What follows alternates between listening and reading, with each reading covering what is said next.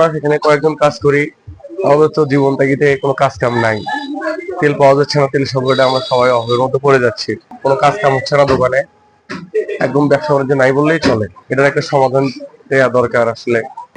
1.5 মাস থাকি আর যেভাবে চলতেছি আমরা মনে হয় মানবতার জীবনে এভাবে চলতে পারবো না।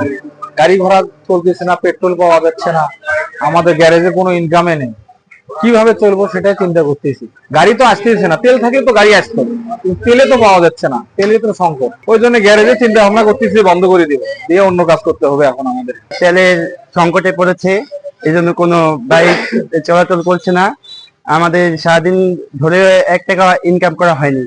তা আমরা এখন কি করতে পারি? এখন চাচ্ছি যাতে সরকার আমাদের দিকে একটু তাকায়, আমাদের জন্য কিছু একটা করে দেয়। 2 মাস হলো তেল নাই, আমাদের কাজ নাই, আমরা কিভাবে চলতেছি একমাত্র আল্লাহ জানে। এই যে কাজ নাই, সকাল থেকে বসে থেকে অনেক দিন খালি করতেও যাইতে হয়, তেলে নাই, অনেকেই গাড়ি বাড়িতে তুলিয়ে রাখছে, আগে যেমন কাজ করতাম ওই রকম কোনো কাজেই নেই। কারণ আমাদের কাজ নেই, আমরা কিভাবে চলবো? আমাদের এগুলা কাজ করি তো আমরা নিয়ে যাই, বাজার করে খাই, এগুলো যদি আমার না থাকে তাহলে আমরা কিভাবে চলবো?